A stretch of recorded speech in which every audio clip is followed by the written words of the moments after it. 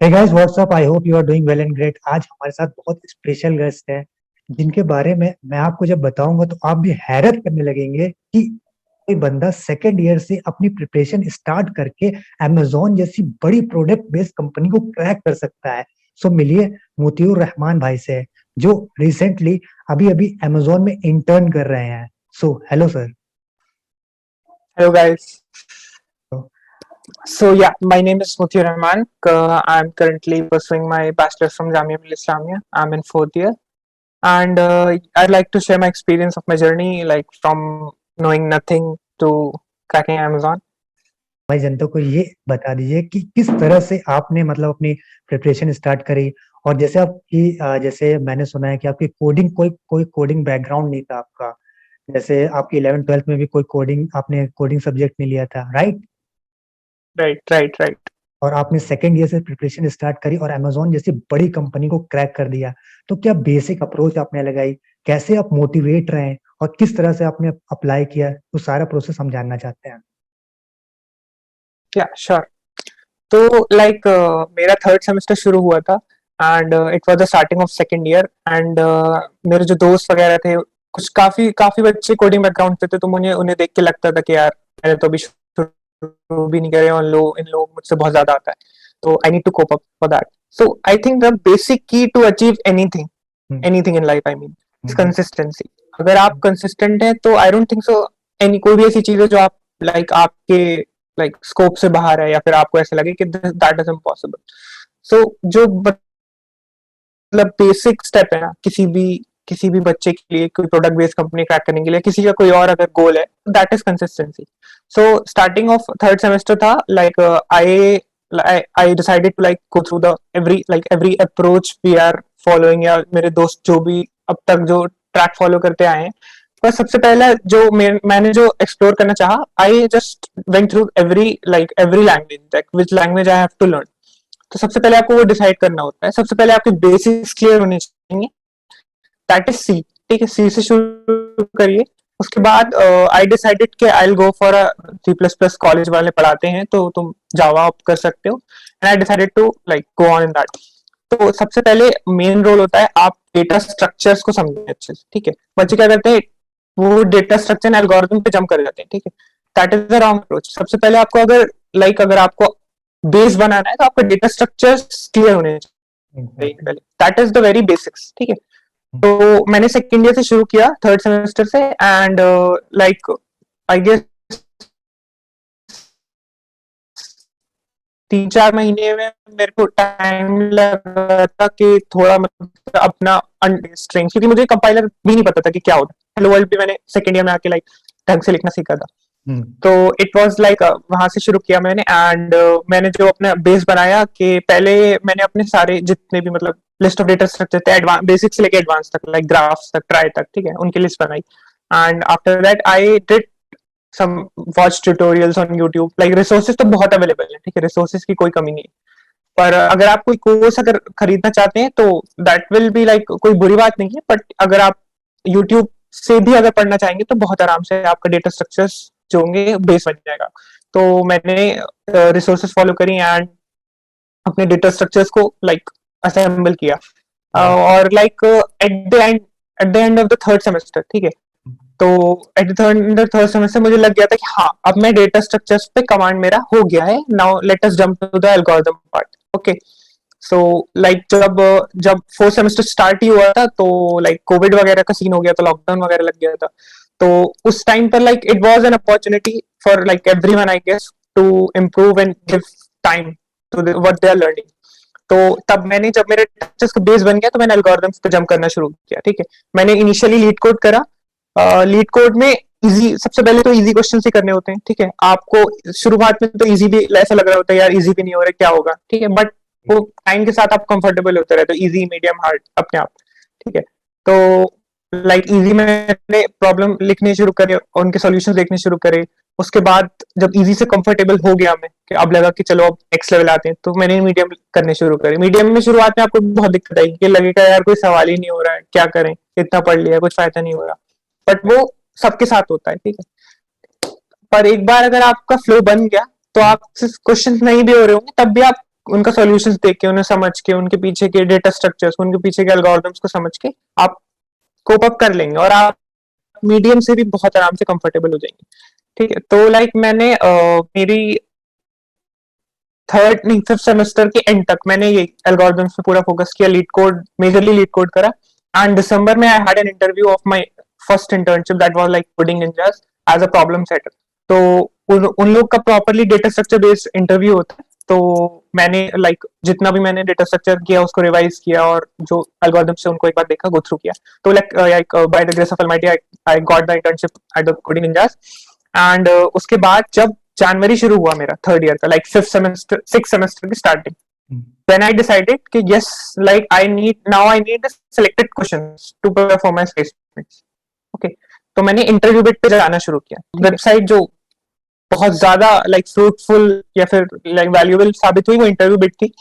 तो मैंने interview bit करना शुरू किया एंड अप्रोक्सीमेटली मैंने जनवरी से शुरू किया था, बीच में अप्रैल वगैरह में थोड़ा सा गैप हुआ था, बट अप्रोक्सीमेटली मई एंड तक मैंने एक बार कर ली थी पूरी इंटरव्यू बिट। ठीक है, उसके बाद क्या था, लाइक अगर आप एक बार, जैसे ऐसा होता है अक्सर कि आपने क्वेश्चन किए, आपने खुद से भी कर लिए, ठीक है, या फिर आपने सोल्यूशन भी देख लिया, और उसके कुछ दिन बाद आप लाइक 15 या 20 डेज बाद आप देखेंगे पीछे और आपको याद नहीं आया होगा कि आपने क्या किया, या फिर ऐसा कोई क्वेश्चन देखा भी था। ठीक है, दैट हैपेंस विद एवरीवन। तो मैंने क्या डिसाइड किया, मैंने कहा आई विल मतलब इंटरव्यू बिट को मैं दोबारा से करूंगा and at the starting of June मैंने दोबारा से करना शुरू किया। ठीक है, okay, and like mid July and July तक मेरी दूसरी बार कंप्लीट हो गई थी and I was having a good command over data structures as well as algorithms. ठीक है, तो उसके बाद अगस्त से मेरा placement like on campus placement शुरू हो गए थे। एंड बिफोर दैट एक चीज और, बच्चे ना लाइक अब तो वैसे भी ऑनलाइन हो रहा है तो वो लोग कोर सब्जेक्ट्स को इतना ध्यान देते नहीं है। ठीक है, ऑनलाइन एग्जाम्स होते हैं तो like they just casually prepare and net वगैरह से देख लेते हैं। पर बट लाइक मेरे हिसाब से अगर आप लाइक कॉलेज में हैं और आपको टाइम मिल रहा है तो just go through the like main core subjects like DBMS, operating system, computer networks and that object oriented programming. They are very important for your placement purpose as well as for your college obviously. तो मैंने like जून में भी मैंने अपने core subjects को brush up किया था, लाइक डेटा वो DBMS और operating system and computer networks, इन सबको लाइक दोबारा से लाइक रिवाइज करना एंड सारे कॉन्सेप्ट्स को अच्छे से समझना। ठीक है, वो भी मैंने जून के टाइम पर ही ब्रश अप किया था। एंड देन जब मेरा ऑन कैंपस प्लेसमेंट शुरू हुए तो स्टार्टिंग में होता है कि लाइक ऑनलाइन आउट क्लियर नहीं हो रहा होता है, या फिर आपको लाइक इंटरव्यू से रिजेक्शन आ जाते हैं। तो ऐसे टाइम पे मेरे हिसाब से सबसे बड़ी चीज होती है आपका मोटिवेशन नहीं खोना। ठीक है, अगर आप एक इंटरव्यू से रिजेक्ट हो रहे हैं या फिर आप कोडिंग राउंड में आप बाहर हो जा रहे हैं तो आपको मोटिवेशन नहीं खोना होता है इसमें। ठीक है, सबसे मेन चीज यही होती है कि अगर डिमोटिवेट नहीं होना है, रिजेक्शन से और मोटिवेशन लेना है और मेहनत करनी है और ज्यादा अपने कंसेप्ट को ब्रश अप करना है और ज्यादा डीपली पढ़ना है, फोकस करना है कि मैं कहाँ नहीं कर पा रहा जो और बच्चे कर पा रहे हैं। Right, exactly. तो मेरे तो मैंने लाइक स्टार्टिंग में एक आध कंपनी, 2-3 कंपनी से बल्कि रिजेक्शन आए, but I never lost hope. Like मैं करता रहा, मैं डेटा स्ट्रक्चर्स करता रहा, मैं कोर सब्जेक्ट्स रिवाइज करता रहा, ब्रश अप करता रहा। एंड अक्टूबर स्टार्टिंग में मेरा पहला ऑन कैंपस प्लेसमेंट हुआ। ओके, तो उससे कॉन्फिडेंस बूस्ट अप हुआ। And then at the mid November like October end तक मैंने Amazon की इंटर्नशिप में अप्लाई कर दिया था एक रेफरल के थ्रू। रेफरल आपको लिंक्डइन से मिल जाते हैं, इतना कोई मुश्किल नहीं होता रेफरल मिलना, बस आपकी प्रोफाइल अच्छी होनी चाहिए एंड आपके प्रोजेक्ट्स थोड़े बहुत लाइक सामने वाले को दिखना चाहिए कि yeah he is a good candidate for the like role. तो मैंने लाइक अक्टूबर एंड तक मैंने एक रेफरल से अप्लाई किया Amazon में, और मिड नवंबर तक मेरे को ऑनलाइन असेसमेंट की लिंक आ गई थी। ठीक है, तो ऑनलाइन असेसमेंट की लिंक जो होती है ना Amazon की, उसमें ऐसा होता है कि बहुत ज्यादा CP लेवल के क्वेश्चंस नहीं आते, डेटा स्ट्रक्चर्स क्वेश्चन से आते हैं। ऑनलाइन असेसमेंट 4 पार्ट में होते हैं। पहला होता है डिबगिंग राउंड होता है, उसमें आपको कोड्स गिवन होते हैं, उनमें आपको एरर ढूंढना होता है, आउटपुट करेक्ट करना होता है, फिर कोई अगर एरर है तो उसको आपको रिजॉल्व करना होता है। तो पहला डिबगिंग राउंड होता है। सेकंड राउंड होता है आपका कोडिंग राउंड, जो कि 70 मिनट्स का होता है, और उसमें 2 कोडिंग क्वेश्चंस आते हैं and they are LeetCode medium level questions, not very hard, medium to hard, you can say that like. So 2 questions के टेस्ट केसेस होते हैं और आपको लाइक सारे चलाने होते हैं। एंड देन आफ्टर दैट आपका एक बिहेवियरल क्वेश्चंस राउंड होता है, वो like a number of questions होते हैं जो आपके वैल्यूज बेस्ड होते हैं कि आप लाइक आप कल्चर पे फिट हो रहे हैं अमेज़न के। And last round is like normal aptitude round that basically consists general aptitude questions, not very hard, easy level questions. तो उसके लाइक ऑनलाइन राउंड के बाद ही दो या 3 दिन बाद मेरे को अमेज़न के लाइक इंटरव्यू की कॉल आ गई थी कि you are shortlisted for the interview and there will be 2 rounds of interview and each round will be elimination round, it's like that. Yes. तो उन्होंने मुझे 25 की दी पहले इंटरव्यू के लिए, ठीक है। तो लाइक मैंने फिर से इंटरव्यू पे गया, लाइक अमेज़न का फिल्टर, कंपनी वाइज फिल्टर लगाया, उसके जो क्वेश्चन थे उनको एक बार ब्रश अप कर लिया कि कहीं पर मतलब ऐसा होता है ना, आपने क्वेश्चंस देख रखे होते हैं, बस जाके देखना होता है कि हाँ ये ऐसे होना है, ये ऐसे होना है, राइट। राइट। तो मैंने उन एक हफ्ते में मैंने वो इंटरव्यू वेट करा टोटली, ठीक है। उसके बाद जब लाइक जिस दिन मेरा इंटरव्यू था, लाइक सुबह के 9 बजे इंटरव्यू था मेरा, and it was on Amazon chyme platform, उनका अपना प्लेटफॉर्म होता है।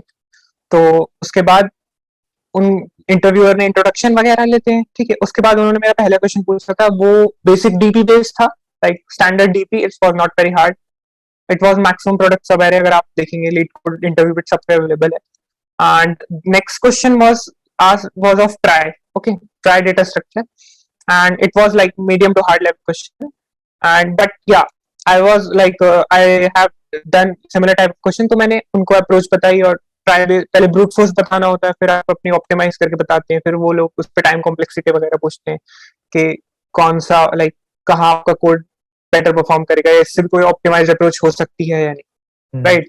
राइट। उसके बाद मेरा लाइक पहला राउंड अच्छा गया काफी। उसके 10 मिनट बाद ही एचआर की कॉल आ गई थी कि you are shortlisted for the second round of interview, और सेम डे ही होना था वो भी, ठीक है। लाइक मेरा 9 बजे हुआ था, तो 2 बजे ही मेरा अगला राउंड हो गया था।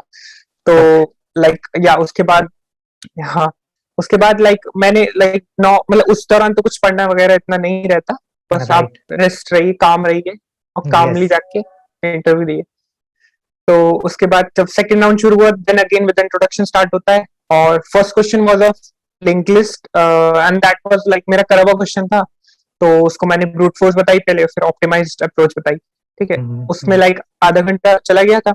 उसके बाद उसमें मुझसे 3 टाइम कॉम्प्लेक्सिटी के क्वेश्चन पूछे थे कि लाइक उसने मुझे कोड दिए, 3 कोड दिए थे, and they have given like मतलब he asked me like what will be the time complexity of the respective codes, तो वो आपको सोचकर बताना होता है, ठीक है। It was also like easy questions.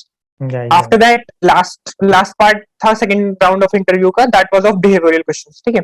Amazon में behavioral questions काफी वेटेज रखते हैं, मतलब they are not negligible, क्योंकि अगर उन्हें 2 इक्वल टेक्नोलॉजी के बेस पर अगर 2 बंदे इक्वल परफॉर्म कर रहे हैं, ठीक है, तो वो बिहेवियरल्स पे सेलेक्ट कर लेते हैं कि किसने ज्यादा बिहेवियरल क्वेश्चन ज्यादा अच्छा आंसर किया था। तो उनके एक स्टार टेक्निक होती है, basically it S stands for situation, like आप जो सिचुएशन गिवन है उस हिसाब से बताना है आपको ऐसी सिचुएशन एग्जिस्ट करी थी या नहीं। फिर टी फॉर टास्क, आपको क्या क्या टास्क असाइन हुए थे, आप, ठीक है, आपने मतलब क्या क्या आपको करना था। और ए फॉर होता है अप्रोच, कि उन टास्क को करने के लिए आपने क्या अप्रोच लगाई, and R is finally for result, के जो अप्रोच आपने लगाई उससे क्या रिजल्ट आए, positive feedback, negative feedback, like that.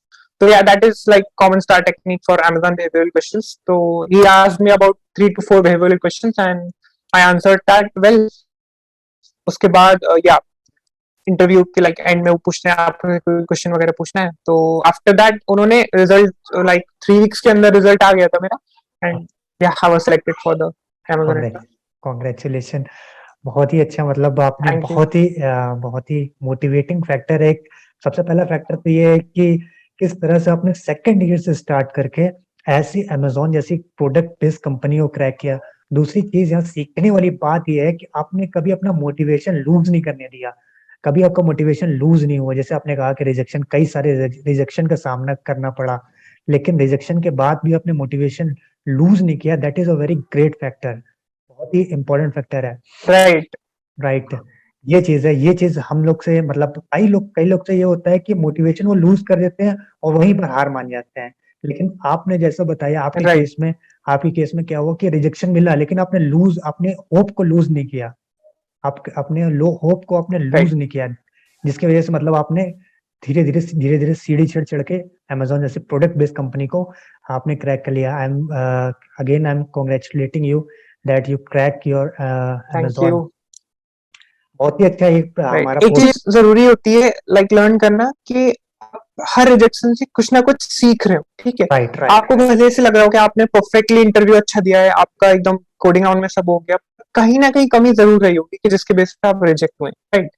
तो देयर इज दिस थिंग कि you should learn from every rejection rather than getting demotivation. Like you should like learn like what is the like कमी मेरे अंदर, क्या ऐसा था कि जो मैं रिजेक्ट हुआ, ठीक है।